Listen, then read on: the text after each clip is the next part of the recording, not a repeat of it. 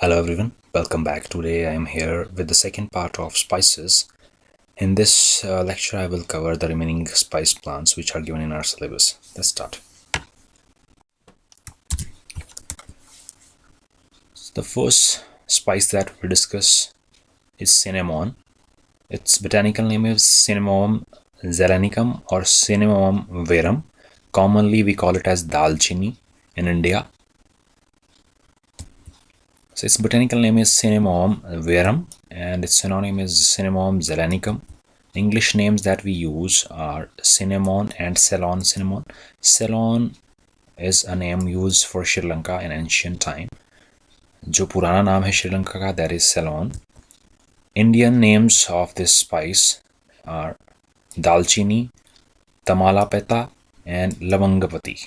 So ये कुछ नाम हम यूज करते हैं इंडिया में in different states. It belongs to family Lauraceae. It's a member of family Lauraceae. जो तेज पत्र है उसका भी genus same है, that is Cinnamomum, and the species is Tamala. Its diploid chromosome number is 24, and this is very common spice which is obtained from the inner bark of several tree species of this genus. जो cinnamon है इसकी बहुत सारी species है that we will discuss in upcoming slide. तो इसकी हम inner bark use करते हैं to obtain this precious spice. And this is the photograph which shows this spice, and it is the bark of the tree.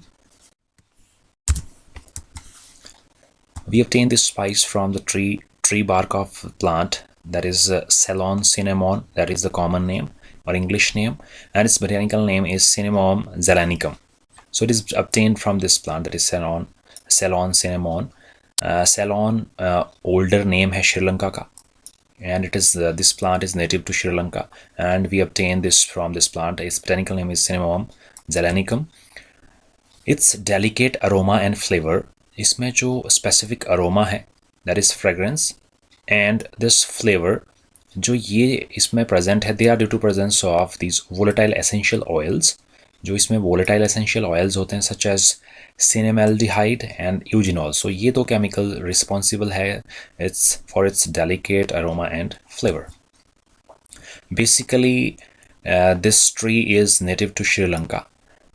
Sri Lanka में इसका origin माना जाता है, and we can cultivate it in the lower elevation of Western Ghats in Kerala and Tamil Nadu. So Kerala और Tamil Nadu में भी इसकी cultivation की जाती है in India. Sri Lanka is the major country growing Ceylon cinnamon. तो श्रीलंका में सबसे ज़्यादा प्रोडक्शन होती है इसकी, इसीलिए इसका नाम भी Ceylon cinnamon है. It is considered as the best quality cinnamon. जो वर्ल्ड में बेस्ट क्वालिटी का cinnamon प्रोड्यूस होता है, that is produced by Sri Lanka, and its cultivation is on area about 24,000 hectares. So इसके लिए जो area under cultivation है, that is approximately about 24,000 hectares, and producing 12,000 quills. Quills means long compound rolls of cinnamon bark, तो उसे quills बोलते हैं. तो 12,000 quills produce करते हैं per annum, per year. This is the production, और highest production श्रीलंका ही करता है. And the part used of this tree is dried inner bark of the tree. So ये bark हम use करते हैं. Origin and domestication. Cinnamon is native to Sri Lanka. That's why we call it as Ceylon cinnamon. और जो South Indian part है वहाँ इसका origin माना जाता है. And its source, जो cinnamon है इसका source unknown था Western world के लिए up to medieval time. They just thought that it was brought from Red Sea to the trading ports of Egypt. उन्हें ये पता था कि ये लाया गया है Red Sea के through to the trading ports of Egypt. तो वहाँ तक इसे लाया गया है. Then its source became known to the Western world at the end of 13th century. जो 13th century का end है उस समय इसके source को reveal किया गया. Means उन्हें पता चला कि ये किस चीज़ से मिलता है, कौन सा ट्री इसके लिए यूज़ होता है. Then Dutch traders controlled the entire business of cinnamon in Sri Lanka by 1640. और जो Dutch traders हैं उन्होंने 1640 तक जो पूरा ट्रेड है उसको कंट्रोल में कर लिया था श्रीलंका में, cinnamon के ट्रेड को. So it's native to Sri Lanka and South India. Then there was a person named as Lord Brown of the British East India Company who established Anjarakandy cinnamon estate, उन्होंने Anjarakandy cinnamon estate को establish किया था in Kannur district of Kerala in 1767. If we talk about this external feature, so it is a hardy small evergreen tree growing up to a height of 10 to 15 meter. So ये एक hardy plant है जो कि grow करता है 10 to 15 meters तक, और this is an evergreen tree and its stem is highly branched and covered with thick grey bark. It's however plants in cultivation are small because जो इसकी हैबिट है bushy, that is due to regular trimming. तो ये इतने बड़े trees नहीं होते हैं अंडर कल्टिवेशन, हम इसकी ट्रिमिंग करते हैं. सो it gives a bushy appearance. The bark tissue is characterized by presence of secretion cells containing mucilage oil. जो bark tissue है that contains some volatile oil that we have already discussed. The leaves are variable in size. एक uniform size नहीं होता leaf का. Opposite हैं, Ovett है, lanceolate और elliptical in shape है, and they are 7 to 18 centimetre long. अगर हम लीफ की बात करते हैं, सो दे आर ट्रिपल नर्व्ड. इसमें 3 नर्व्स और 3 वेन्स की तरह स्ट्रक्चर हमें दिखाई देते हैं with two basal lateral nerves. 2 इसमें बेसल लेटरल नर्व्स हैं reaching the tip of the leaf, और ये पहुंचती हैं लीफ के टिप तक. Oil and mucilage cells are always present in both the mesophyll layers. So जो mesophyll layers हैं उसमें present होते हैं oil and mucilage cell which secretes oil and mucilage, and they are responsible for that specific aroma and that fragrance. Next, if we talk about this inflorescence, तो इसकी जो inflorescence है that is a panicle with pale yellow or greenish colored flowers which are small in size that we can see in this photograph. Flowers are actinomorphic, it means they are symmetrical. किसी भी angle से हम अगर इस flower को काटेंगे, so we can divide it into 2 equal halves. These are bisexual flowers and trimerous, it means इसमें जो floral components है they are arranged in the multiple of 3. The perianth arranged in 2 whorls of 3 each. जो इसमें perianth है, it means इसमें जो petals और sepals हैं they are not differentiable, so we use the term tepals and the collective term is perianth. So इसमें जो perianth है they are total 6 in number and they are arranged in 2 whorls of 3 each. Androecium stamens are 9 in number and they are arranged in 3 whorls. ये भी 3 के number में 3 whorls में present होते हैं. A single carpel has one superior ovary with one pendulous ovule, और monocarpellary condition है, it means single female reproductive structure इसमें present है, that is single carpel, और उसके अंदर एक pendulous ovule present है. इसका जो fruit है that is a fleshy one-seeded ovoid black or purplish black colored berry. So इसका जो fruit है that is a berry. Next comes this cultivation. So it can be grown on a wide range of soil and climatic conditions. तो इसकी कोई specificity नहीं है, wide range of soil में से ग्रो कर सकते हैं और वेरिंग जो क्लाइमेटिक कंडीशंस हैं उनमें ग्रो कर सकता है. But the most suitable one is laterite and sandy soils with poor nutrients in the west coast of India. तो जो ये सॉइल है लेटराइट और सैंडी सॉइल, उसे अच्छा माना जाता है which is deficient in nutrients for its cultivation, mostly grown as rain fed crop. तो इसमें जो रेनफॉल है उसकी रिक्वायरमेंट काफ़ी ज़्यादा है. An annual rainfall of 200 to 250 centimeters is required, and in addition to this it require warm weather conditions, and the best altitude for its cultivation is about 1000 meter, which is ideal for its cultivation. So ये कुछ conditions है which are required for its normal or good cultivation, so that we can gain a good yield. It is propagated through stem cuttings. So जो most common method है that is vegetative propagation through stem cuttings, air layering जिसे गुटी भी कहा जाता है, and seedlings. So इन चीज़ों को हम यूज़ करते हैं for its propagation. Cinnamon tree is grown for about 2 years and then coppiced to the ground level. तो इससे जब 2 साल के लिए इसे ग्रो किया जाता है, then after that इसका जो स्टेम है वो नीचे से ही काट देते हैं.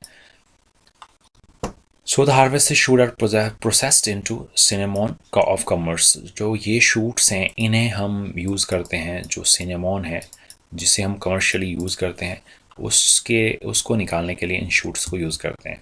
Many new shoots arise from the roots to replace those that we were cut to the ground. So जो यहाँ से कट करते हैं दिस इज़ कॉल्ड कोपाइसिंग। जब इसे हम सॉइल के सरफेस के नज़दीक से काटते हैं, जब इस शूट को यहाँ से रिमूव करेंगे तो नेक्स्ट ईयर यहाँ से और शूट्स स्प्राउट आउट होते हैं and they give new shoots. About 2-year-old shoots are again cut to the ground level and again processed. So ये process continuously में हम करते हैं. We again cut these shoots from the ground level to harvest the cinnamon. The process continues for many years. और ये बहुत समय तक ये process चलता रहता है. Next comes different species of cinnamon which are commercially available in the market. So first is Cinnamomum burmannii, जिसे Indonesian cinnamon कहते हैं. Next is Cinnamomum cassia, which is commonly known as cassia or Chinese cinnamon. और ये most common जो commercial type of cinnamon है in Indian market. This is cassia, that is species cassia, that is Cinnamomum cassia. The next is Cinnamomum citriodorum, which is commonly known as Malabar cinnamon.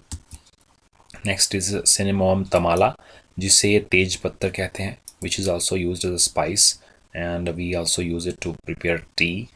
जो leaves हैं वो use होते हैं. This is तेज पत्रा. Its botanical name is Cinnamomum tamala. Next is Cinnamomum verum और Cinnamomum zeylanicum, इसी को कहते हैं. That is Sri Lanka cinnamon or Ceylon cinnamon. So these are different species of cinnamon. Next step is processing. How to process this bark that we have harvested. Firstly, जो young shoots हैं they are harvested and cut into straight piece of 1 to 1.25 meter. जो shoots हैं उन्हें छोटे छोटे pieces में cut किया था, that is approximately 1 meter of length. Then they need to be processed immediately. जो ये cutted pieces हैं इन्हें immediately process करना पड़ता है. We have to remove the inner bark when it is still wet.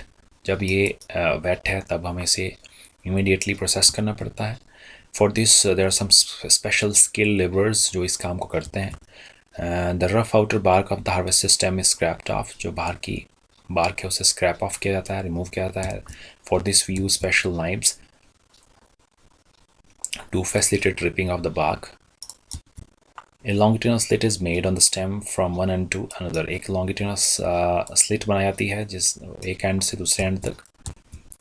The bark can be easily separated by working the knife between the bark and wood. So जो bark है that is easy to remove. The separated bark is first dried in the shade. पहले एक दिन के लिए इसे shade में dry किया जाता है. Then next 4 days के लिए इसे sunlight में रखा जाता है to make it dry.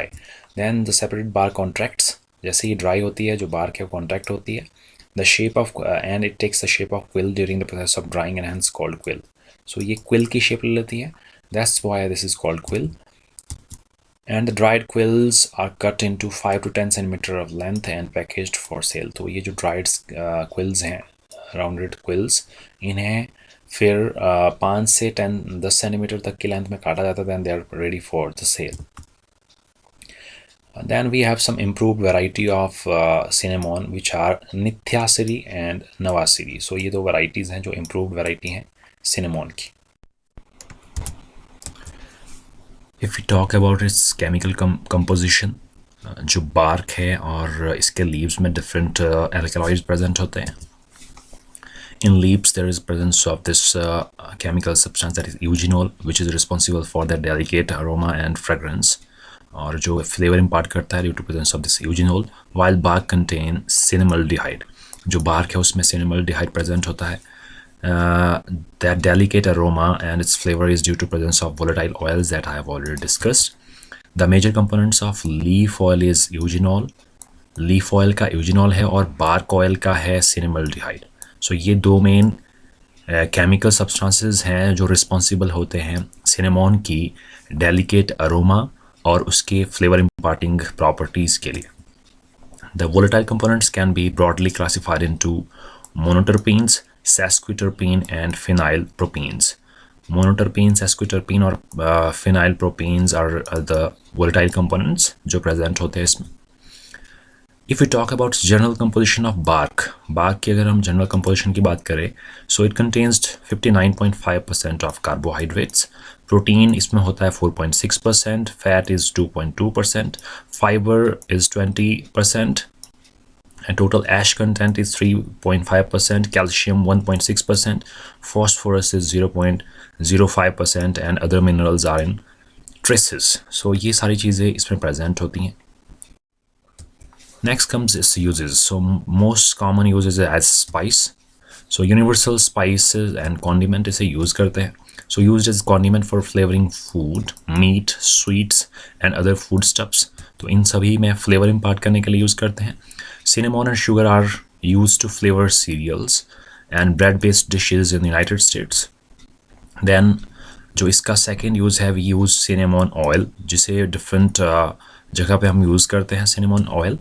The volatile oils such as eugenol and cinnamaldehyde obtained from the cinnamon bark and leaves are used in perfumes, incenses जो हम पूजा करते हैं, अगरबत्ती है उस incenses में use करते हैं. Then we used it in confectionaries, chewing gums, chocolates in Mexico and other food items. तो मेक्सिको में इन सभी चीज़ों में ये यूज़ होता है oil, cinnamon oil. It is also used for flavoring pharmaceutical and soaps. जो pharmaceutical कुछ preparations हैं और soaps हैं, उनमें भी special aroma provide करने के लिए इसे use करते हैं. Aroma. Next comes its medicinal uses.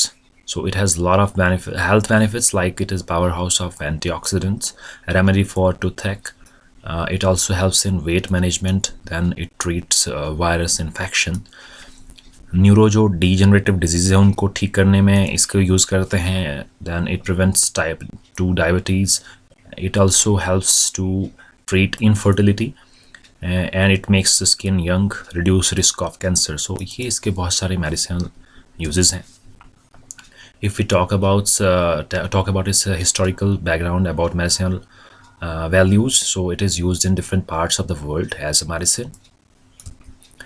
It is useful in cough, cold, diabetes and in regulating cholesterol. Medicine activities जैसे इसमें है expectorant means cough को remove करता है, carminative है, antioxidant, antimicrobial, antidiabetic, immunomodulatory, anti-inflammatory, antipyretic, analgesic and anti-allergic. So बहुत सारे इसके uses हैं. The next comes is insecticidal activity. It also helps to prevent insect attack or kill insects. It also have a nematicidal activity. It means it helps to remove the intestinal worms. It is a very important component of alcoholic drinks. So जो alcoholic drink है उनमें special flavor add करने के लिए भी इसे use करते हैं. Cinnamon oil is used for flavoring alcoholic beverages such as we have wines, whiskey, vodka and brandy. So इनमें special flavor add करने के लिए भी इसे use करते हैं. So this is all about the various uses of cinnamon. Next important spice plant is ginger. Ginger में हम इसका पार्ट यूज़ करते हैं underground stem, that is rhizome, and it is a member of family Zingiberaceae. Its botanical name is Zingiber officinale, and its synonym used for this is Amomum gingiber. English name हम use करते हैं ginger. We use various Indian names like we have Adrak and Adraka. Family is Zingiberaceae. Chromosome number जो diploid chromosome number है that is 22. If we talk about ginger is very important spice or condiment that we use in our vegetables, food items or beverages. इसे हम mostly use करते हैं fresh form में, but we can also use it in dried form जिसमें इसका हम powder, syrups और candies बना सकते हैं. Then we can consume it. In India we specially use it to add some specific flavor in our tea. So it is obtained from the underground stem that is rhizome. It is common condiment used in various foods, beverages and folk medicines. जो हमारी traditional medicine है उसमें भी हम use करते हैं. It is consumed as fresh. इसके rhizome को हम freshly consume करते हैं. However, dried powder, dried form में भी इसे use करते हैं. In the form of slices, preserved in syrups, candies are also available. In India, it is frequently used for flavoring tea. So चाय में एक special flavor add करने के लिए हम इसे use करते हैं. इस calorific value की बात करें so it is 67 kilocalories. Its aroma and flavor in ginger is due to presence of gingerol, shogaol, nerol and geraniol. So ये कुछ chemical constituents हैं इसके, जिसकी वजह से इसका special aroma और flavor होता है. In India, जो इंडिया है, that is the largest producer of ginger in the world, contributing 33.9% of the world's total production per annum. So India सबसे ज़्यादा प्रोड्यूसर है जिंजर का वर्ल्ड में और कंट्रीब्यूट करता है लगभग 33.9% ऑफ टोटल वर्ल्ड्स प्रोडक्शन. और ये जो इन्फॉर्मेशन है that is taken from FAO stat 2016. So data थोड़ा इसका पुराना है. And the part used of this plant is rhizome, और हम इसमें यूज़ करते हैं underground stem that is rhizome for जो स्पाइस है या फिर कॉन्डिमेंट की फॉर्म में इसका राइजोम यूज़ किया जाता है. Next come this origin and domestication. ऐसा माना जाता है कि it has its origin in tropical rain forest from the Indian सब कॉन्टिनेंट टू साउदर्न एशिया. जो साउदर्न एशिया है उसमें ये कंट्रीज़ आती हैं, इंडिया, पाकिस्तान, बांग्लादेश, अफगानिस्तान, नेपाल, श्रीलंका, भूटान, मालदीव्स, ये सारी कंट्रीज़ आती हैं साउदर्न एशिया में. तो यहाँ पे इन ट्रॉपिकल रेन फॉरेस्ट में इसका ओरिजिन माना जाता है. It exhibits considerable genetic diversity in this region. So it shows a lot of diversity, genetic diversity in this region, and might have originated as a ground flora in lowland forest. Many wild relatives of ginger are still occurring in this region. बहुत सारे जो ginger के relatives हैं, relative plants हैं, वो अभी भी इस region में पाए जाते हैं. It was one of the first spice exported from India and adjoining countries. So ये भी एक बहुत पुराना spice है जिसे export किया जाता था इंडिया से और जो adjoining countries हैं इंडिया से, वहाँ से in the western world. Archaeological evidence suggested that ginger was used by ancient Greeks and Romans. तो कुछ archaeological evidences भी मिले हैं जो ये बताते हैं कि जो ginger है it was used by ancient Greeks and Romans. Next comes this external appearance. Basically जो ginger plant, it is a perennial plant, जो herbaceous plant है, it is a herbaceous plant and survives through its rhizome. और ये survive करता है इसके underground rhizomes की help से. So it's a perennial herbaceous plant which survives through a fleshy rhizome. जो underground rhizome है इसके through survive करता है. Many fibrous adventitious roots arise from the rhizome. जो rhizome है उससे बहुत सारी adventitious roots निकलती हैं. And why we call this structure that rhizome as underground stem? Because it is differentiated into nodes and internodes. इसमें nodes और internodes present होते हैं. That's why this is known as stem. In addition to this, जो इसके basal leaves होते हैं, they form a sheath-like structure and gives an appearance of false stem, which is known as pseudostem. इसे pseudostem कहते हैं, and it can grow up to a height of 50 to 100 centimeter. Leaves are distichous. It means they are arranged alternately in 2 rows. 2 rows में leaves arrange होते हैं and are subsessile. So इसलिए इसे बोलते हैं distichous. Each leaf is divided into basal sheath. इसमें present होती है basal sheath और terminal lamina. The basal part of leaves forms a grounded sheath to form a stem-like structure जिसे कि बोलते हैं pseudostem that I have already discussed.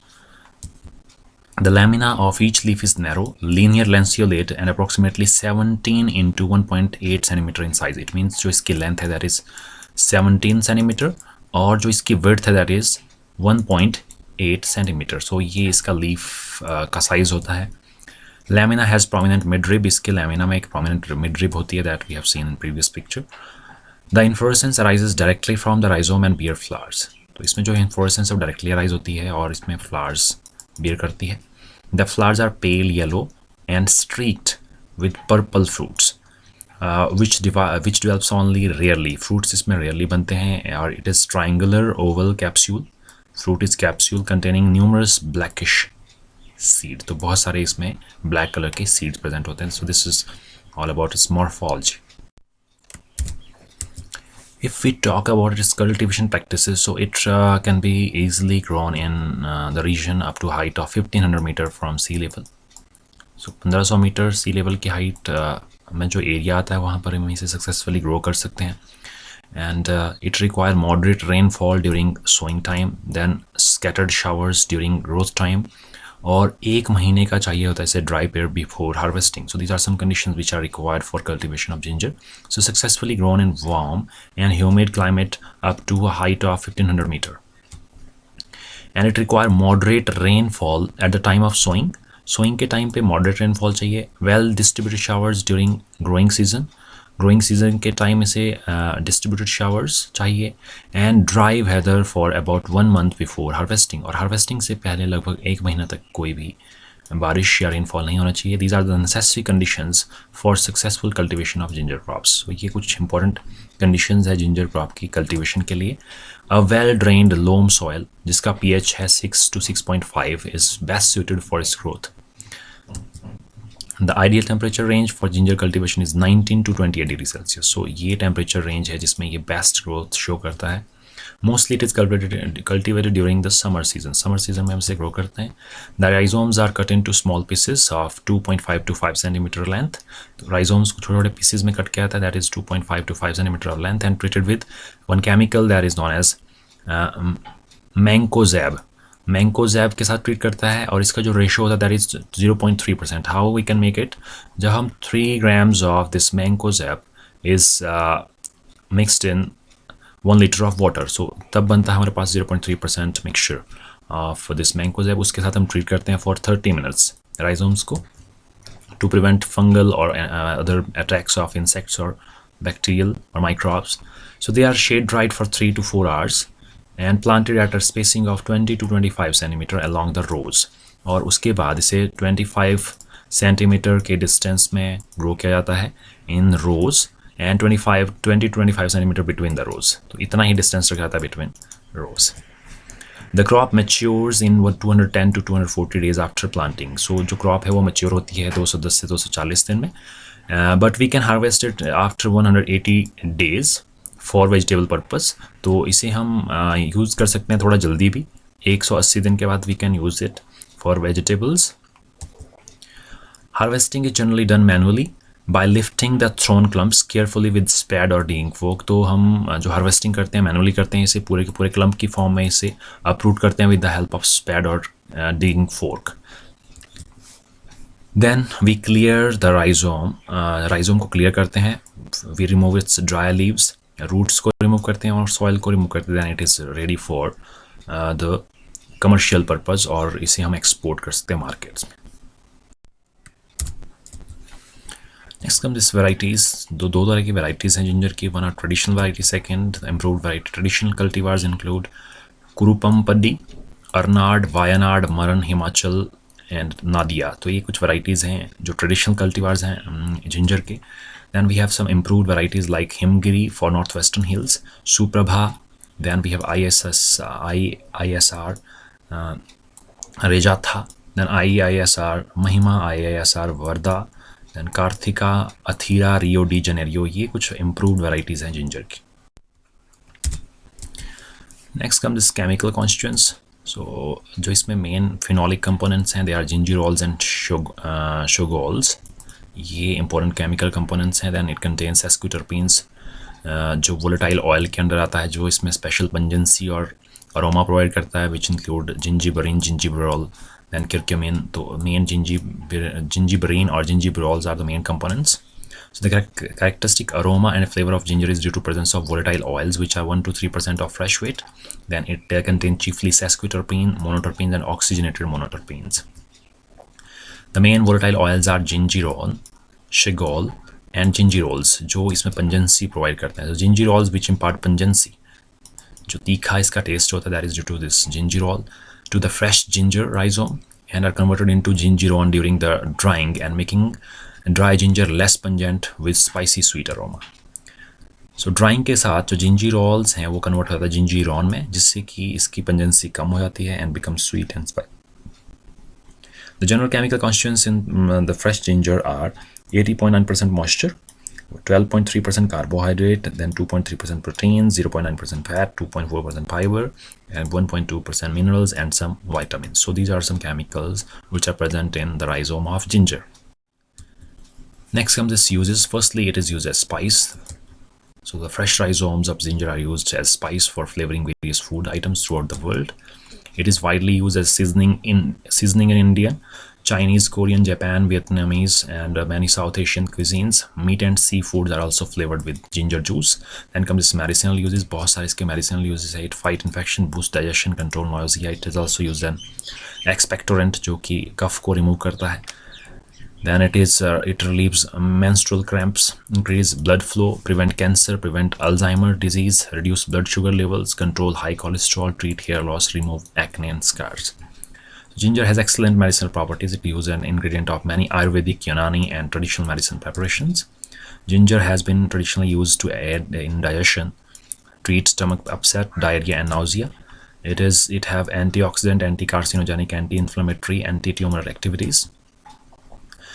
Ginger is given to person suffering with cough. So ये इसकी बहुत important property है. जिसे coughing की प्रॉब्लम है उसे ट्रीट करने के लिए हम जिंजर देते हैं इन कोल्ड्स कंडीशन. जब when the person is suffering with common cold, ginger increases rate of perspiration and give a feeling of. Ginger is used to add flavor in the beverages. It includes both alcoholic and non-alcoholic beverages. Non-alcoholic beverages like we have herbal tea, Adrak chai, soups, and alcoholic beverages like wine, ginger ale, or ginger beverages. तो इसमें use करते हैं हम. Then pickles. Ginger can be pickled in vinegar or sherry ginger powder. Or ginger powder is used for flavoring some recipes such as we have gingerbread, cookies, cakes. तो इनमें flavour add करने के लिए हम ginger powder use करते हैं. In addition to this, we use ginger candies. Ginger can be made into sweet candies. So ginger candies भी हम यूज़ करते हैं which are available in the markets. So these are the various uses of ginger. The next important spice plant is turmeric. It is again a member of family Zingiberaceae as we have discussed ginger. So these both spice plants belongs to same family. Its botanical name is Curcuma longa. And synonym used for its scientific names are Curcuma domenica, Amomum, Curcuma. So ये भी नाम turmeric के लिए ही use होते हैं. Then its English name is turmeric. In India, we use various names for turmeric, that is Haldi, Haridra, Arishina, and Manjal. So ये कुछ नाम हम use करते हैं in different parts of the country. It is a member of family Zingiberaceae. If we talk about its chromosome number, so its chromosome number is 63. Basically, it is triploid, and its basic chromosome number is 21. And we use this spice for this underground part, that is rhizome. This is underground stem, और ये bear करता है adventitious roots that we can see in this photograph.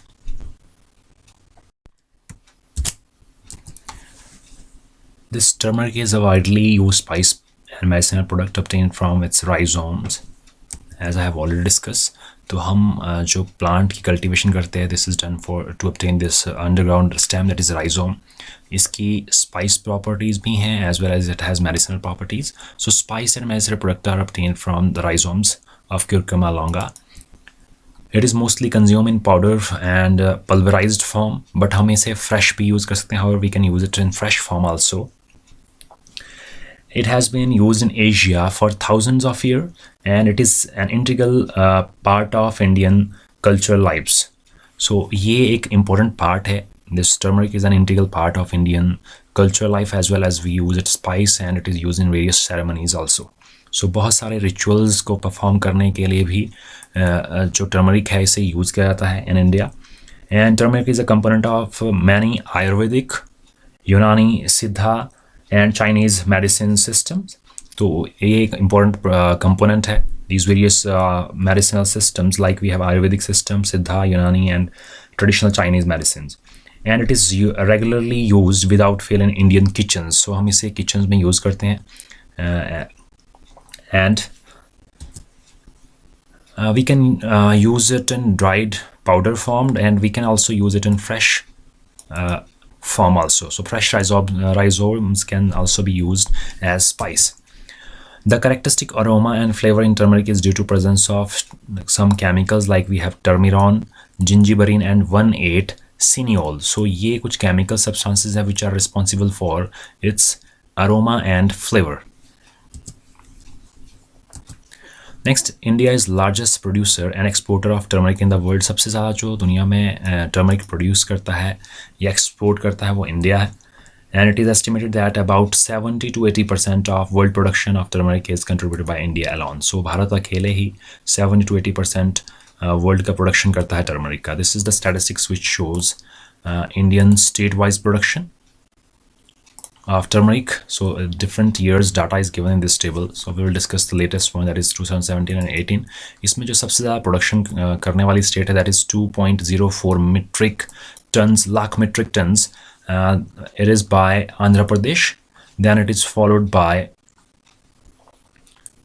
Telangana, that is 1.85 lakhs metric tons. तो इतना production करता है Telangana, which is followed by Tamil Nadu, which is 1.37 lakh metric tons. So this is the table which shows production status of India state-wise.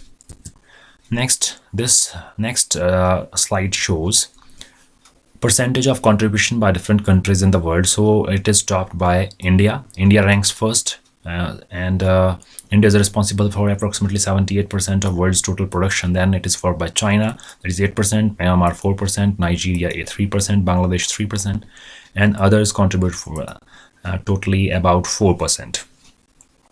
And the part used of this plant is rhizome. हम इसका जो underground stem है वो use करते हैं to make spice or to make other medicinal products. Or next comes is origin and domestication. तो ये इसका origin हुआ है in Indian subcontinent, South East Asia. जो South Eastern Asia है वहाँ पे इसका origin माना जाता है. And it has been used and domesticated in Asia for thousands of years. तो 1000 साल पहले से हम एशिया में इसे यूज़ कर रहे हैं, कल्टीवेट कर रहे हैं. The various evidences suggest that Indian have been using turmeric for the last more than 4000 years. So बहुत पुराना historical evidences हैं जो ये बताते हैं कि हम इसे बहुत पुराने समय से यूज़ कर रहे हैं टर्मरिक को. Presently turmeric is cultivated in Southeast Asia, Oceania, and some countries of Western Africa. तो इन countries में presently इसकी cultivation होती है.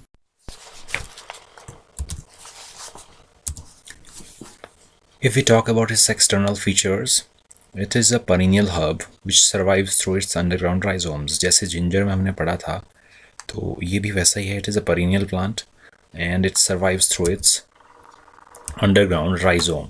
Herbaceous plant surviving through its perennial rhizome. और ये जो rhizomes हैं इनसे निकलती हैं fibrous adventitious roots similar to that of the ginger.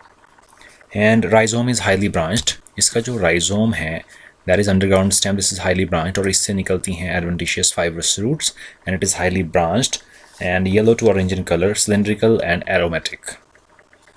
Then जो leaf bases हैं, they form a sheath-like structure which gives an appearance of stem which is known as pseudostem, जिसे कहते हैं pseudostem. So pseudostems are 12 to 20 centimeters in height. इसकी height होती है 12 से 20 centimeter. Then many leaves arise from the rhizomes. So बहुत सारे leaves arise होते हैं rhizome से. And the leaves are distichous. Leaves होते हैं distichous. Distichous का मतलब है कि इसमें जो leaves हैं they are arranged in 2 vertical rows, और जो 2 vertical rows हैं they are opposite to one another. एक इस तरफ होगा, दूसरा उस तरफ. Means opposite direction में leaves की orientation होगी. The first row will be in different orientation and the second row will be in different orientation. And this type of pattern is known as distichous. और हम इसके लिए जो arrangement of leaves हैं उसके लिए term use करते हैं phyllotaxy.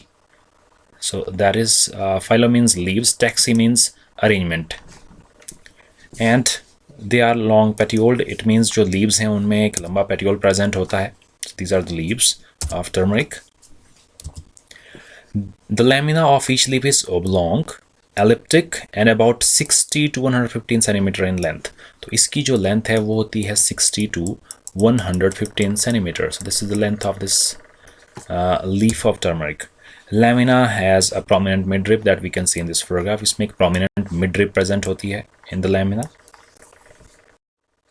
The next comes is inflorescence. Inflorescence is spike and measures about 10 to 18 centimeter in length. ये इसकी length है inflorescence की. Flowers are pale yellow, covered by pinkish bracket, and these are bisexual flowers and zygomorphic. It means कि ये जो flowers हैं इन्हें हम सिर्फ एक ही axis से 2 equal half में divide कर सकते हैं.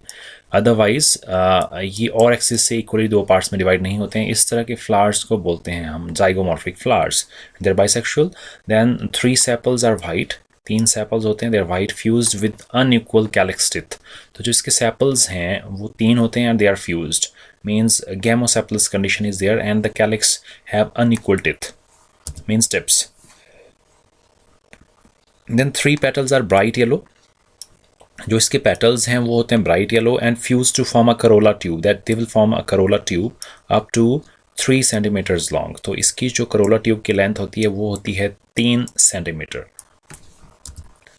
Out of 6 stamens there are 6 stamens, सिर्फ एक स्टेमन जो मीडियन स्टेमन है, that is the central stamen which is present in the inner circle, is fertile. 2 circle में प्रेजेंट है, जो इनर सर्कल का मीडियन स्टेमन है that is fertile and rest of 5 stamens are staminode which means they are sterile. So sterile stamens के लिए हम term use करते हैं staminode. Then the carpel are 3, they are fused and the plant is sterile triploid that we already know, but sometime under certain circumstances it bear fruits, which is a rare case. जो fruit bearing का case that is very rare case and if the fruit is present in the plant then it is a capsule. तो ये fruit है capsule. So this is all about its morphological information. Next comes this cultivation. जो turmeric की crop है इससे हम grow कर सकते हैं डाइवर्स एग्रोक्लाइमेटिक कंडीशंस में, स्पेशली प्रिवेलिंग टू इंडिया। जो भारत में सभी तरह की डाइवर्स क्लाइमेटिक कंडीशन पाई जाती है उसमें हम इसे ग्रो कर सकते हैं। So it requires diverse agroclimatic condition, means it can grow in these diverse climatic conditions and however if we talk about a specific temperature range which is required for its cultivation is 20 to 35 degree Celsius. जो एक ideal temperature है इसकी growth के लिए that is 20 to 35 degree Celsius and annual rainfall of more than 150 centimetres per annum. तो इतना rainfall that is more than 150 centimetre and an altitude of less than 1500 metre. So ये कुछ conditions हैं which are best suited for the cultivation of turmeric. एक तो temperature range that is 20 to 35 degrees Celsius. It is required then rainfall, annual rainfall that is greater than 150 centimeters and an altitude less than 1500 meter is required for its cultivation. If we talk about its soil, तो जो best suited soil है इसकी cultivation के लिए that is well drained sandy or clay loam soil. So sandy clay loam soil is best suited for its cultivation and it also requires enough organic material. इसमें जो farmyard manure है या organic material हो भी इसमें काफ़ी चाहिए and the soil requires pH range of, जो pH range है soil की that should be 4.5 to 7.5. So ये pH range होनी चाहिए in the soil for its ideal cultivation. The land is prepared during early monsoon showers and brought to a fine tilth by giving 3 or 4 plowing. So monsoon आने से पहले हम इसके लिए land को prepare करते हैं, 3 to 4 times plowing करते हैं. So to brought the field into a fine tilth ताकि जो मिट्टी है वो अच्छी हो जाए. Then we add well decomposed farmyard manure or compost at the rate of 30 to 40 tons per hectare. सो इतना ज़्यादा हमें ये जो फार्म यार्ड मैन्योर है कंपोस्ट है वो डालना चाहिए 30 to 40 turns per hectare during ploughing और as the basal dressing by spreading over the beds. जो बेड्स प्रिपेयर करते हैं हम इसके लिए उसके ऊपर हमें ये इतना farm yard manure that is 30 to 40 turns per hectare it is required during ploughing time. जब हम इसमें जो प्लोइंग कर रहे हैं दैट इज़ आइदर मैनुअली और through these tractors. This is the farm yard manure which is used और इसकी जो क्वांटिटी है that is 30 to 40 turns per hectare, इतना हमें चाहिए ये। Then in addition to this we can use this bio fertiliser that is azospirillum which can also be used during the cropping और we can say cultivation of this turmeric. So this is Indian agri farm azospirillum, ये एक nitrogen fixing bacteria है which helps. Next it also requires beds of 1 metre breadth, जो beds है उसकी breadth होनी चाहिए 1 metre and 30 centimetre height, 30 centimetre height and 1 metre of breadth. तो ये इसके रिक्वायरमेंट है। Are prepared with spacing of 50 centimetre between the beds, और जो बेड्स हैं 2 बेड्स उनके बीच में जो डिस्टेंस है that should be of 50 centimeters. Then planting is done by forming ridges and furrows. जो plantation है उसके लिए ridges और furrows बनाई जाती है. Then we do the plantation. The whole or split mother or finger rhizomes are used for planting material. जो इसमें seeds तो होते नहीं है, so underground जो rhizomes हैं, these are known as split mother. The whole पूरा पूरा जो rhizome है उसे यूज़ कर सकते हैं, and the split mother or finger rhizomes are used for planting material. तो उन्हें sowing के plants की cultivation के लिए यूज़ करते हैं. They are planted at a distance of 20 to 30 centimeter from each other. जो distance है दो rhizomes के बीच में, that is 20 to 30 centimeter from each other, either during pre-monsoon or on the set of monsoon. A seed rate of 2500 kg, that is 2500 kg of rhizome is required for 1 hectare of land. So इतना rhizome चाहिए हमें for 1 hectare of land, that is 2500 kg of rhizome is required as a seed rate. Seeds की तरह use करने के लिए we require 2500 kg of rhizomes for 1 hectare of land. तो 1 hectare land पे हमें चाहिए 2500 kg of rhizomes. Then जो crop है that will be ready for harvesting in 7 to 9 months after its sowing, और ये depend करता है the time of sowing और जो variety यूज़ की है, कौन सी variety यूज़ की है. So harvesting time depends upon 2 factors, that is variety as well as time of sowing. Mostly जो average time है that is 7 to 9 months after sowing. Then the land is plowed. जो land है जब leaves इसके yellowish हो जाएंगे then this crop is ready to be harvested. The land is plowed and the rhizomatous clumps, जो clumps हैं they are carefully lifted with spade. इसके लिए हम spade use करते हैं in case of manual harvesting, and nowadays we are using tractors for uprooting or just lifting these rhizomatous clumps. तो इसके लिए हम आजकल mechanical machines use करते हैं which are tractors. So these are tractors which are used to uproot these rhizomes, and then we will grade them, or these are ready for commercial purpose or sale के लिए और export करने के लिए they will be ready. Next comes these varieties. So we use different varieties. First we have traditional cultivars like Dugirala, then Tekurpet, Sugandham, Amalapuram, Erode Local, Salim, Alipe, and Muvatu Pujaha and Lakdong. So ये हैं हमारी traditional varieties. इसमें से हमें एक दो याद रखनी है. Second comes improved cultivars, which include IISR, Pragati IISR, Kedaram, then Pratibha, Prabha, Suguna, Sudarshana, Suvarna, IISR, LEP, Supreme. So ये कुछ improved varieties हैं. Next comes this chemical constituents. So it contains a lot of chemicals. The general chemical constituents in turmeric powder are 60 to 70% carbohydrates, then 6 to 13% water, 6 to 8% protein, 5 to 10% fat, 3 to 7% minerals, 3 to 7% essential oil, 2 to 7% fiber, and 1 to 6% curcuminoid. और ये जो curcuminoid है, curcuminoid, these are responsible for yellow color of the turmeric. So जो yellow color है turmeric का, this is due to presence of this chemical which is curcuminoid.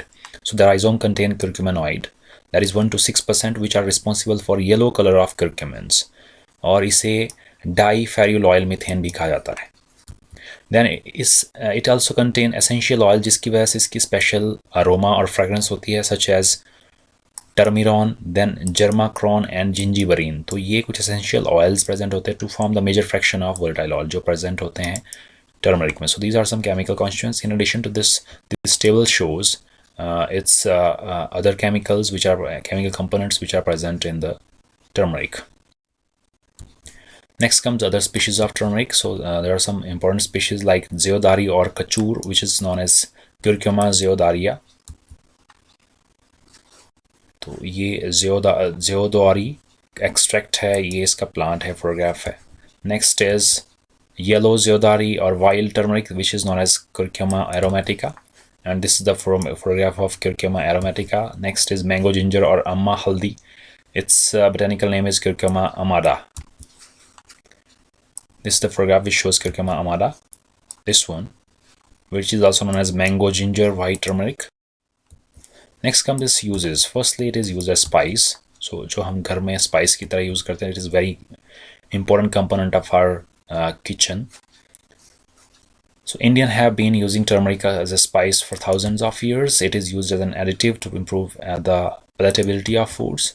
It also helps in storage and preservation of food articles. जो हम pickles बनाते हैं या कुछ syrups बनाते हैं, उसमें हम turmeric को use करते हैं, which increases shelf life.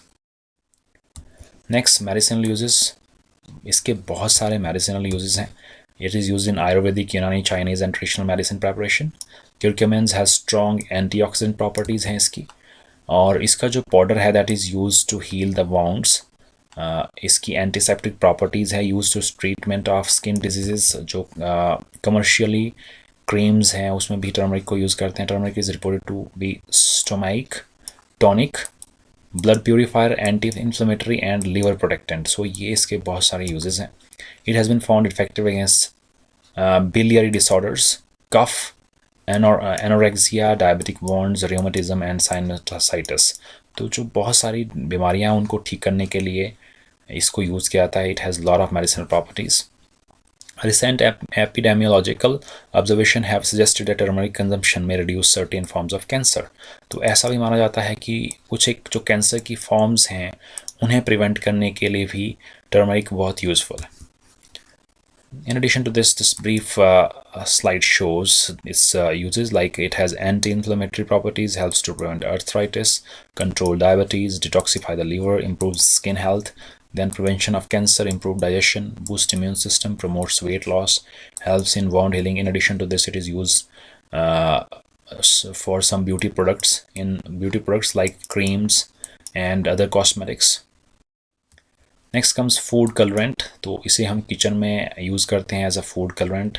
In addition to this commercial products में भी कुछ एडिबल जो प्रोडक्ट्स है उसमें भी इसे कलरेंट की तरह यूज़ करते हैं. Then turmeric can be use as food colourant for butter, cheese etcetera in place of synthetic dye और ट्रेनाइजाइन. जो हम सिंथेटिक कुछ फ्लेवरिंग एजेंट्स या कलर यूज़ करते हैं उसकी जगह पे हम इसे यूज़ कर सकते हैं. It is one of the principal ingredient of curry powder. जो करी पाउडर है उसका एक प्रिंसिपल इंग्रेडिएंट है. Pickled turmeric powder is added to pickles as flavoring and coloring agent. Then dye turmeric powder was used for dyeing cotton को die करने के लिए, silk और वूल को डाई करने के लिए भी इसे यूज करते हैं. Next, sacred uses. इंडिया में जो टर्मरिक है इसके बहुत सारे सेक्रेड यूजेस हैं. Turmeric is considered sacred by Hindus. It is offer to deities. जो हमारे देवी देवता हैं उन्हें हम जो रिलीजियस सेरेमनीज़ है उसमें यूज़ करते हैं. Turmeric vermilion is put on the forehead. जो फोरहेड मार्क है वो भी इस हल्दी का लगाया जाता है in some temples and during sacred occasions. जो सेक्रेड ओकेजन्स हैं उसमें हम इसे यूज़ करते हैं as a forehead mark. Then turmeric is used as one of the 9 plants of Navpatrika during Durga Puja. तो उसमें भी इसे यूज़ करते हैं during नवरात्रि में इसे यूज़ करते हैं as Navpatrika. Then Haldi ceremony is performed during Hindu and Muslim weddings ceremonies. जो wedding ceremonies है उसमें एक हमारी रस्म होती है जिसे हल्दी की रस्म कहते हैं. So it has very important sacred role or sacred use in Indian cultural fests.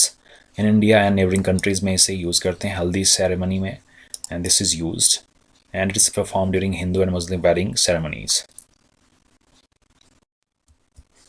Then sweet dishes. बहुत सारी sweet dishes में इसे यूज़ किया जाता है. Like we have हल्दी के Laddu, quite famous and during winters.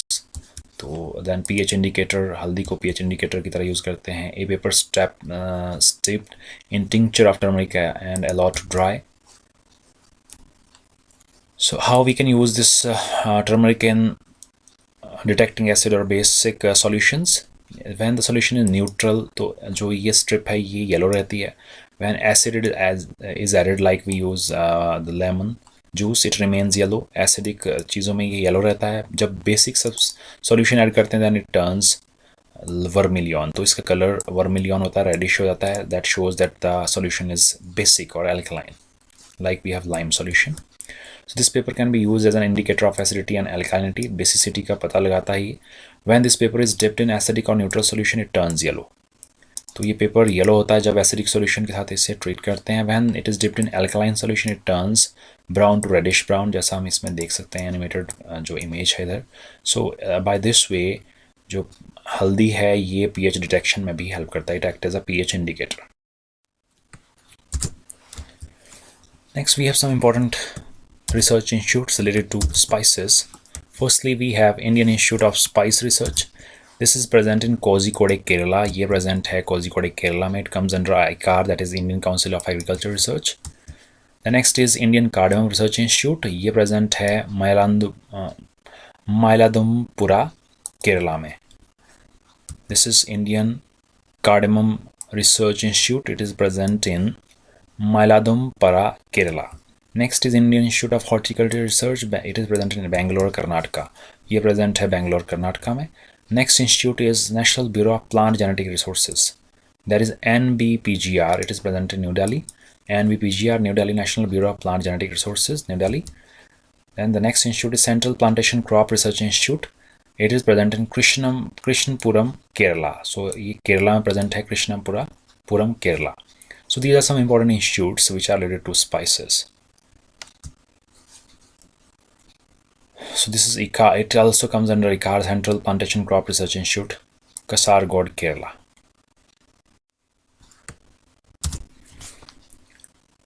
This was all about our today's discussion about spices. I have tried to cover this topic in two parts, part 1 and part 2. Hope you will get some idea from this presentation. If you have any questions, queries and any suggestions, you can give it in comment section. Thanks for watching. Have a great day.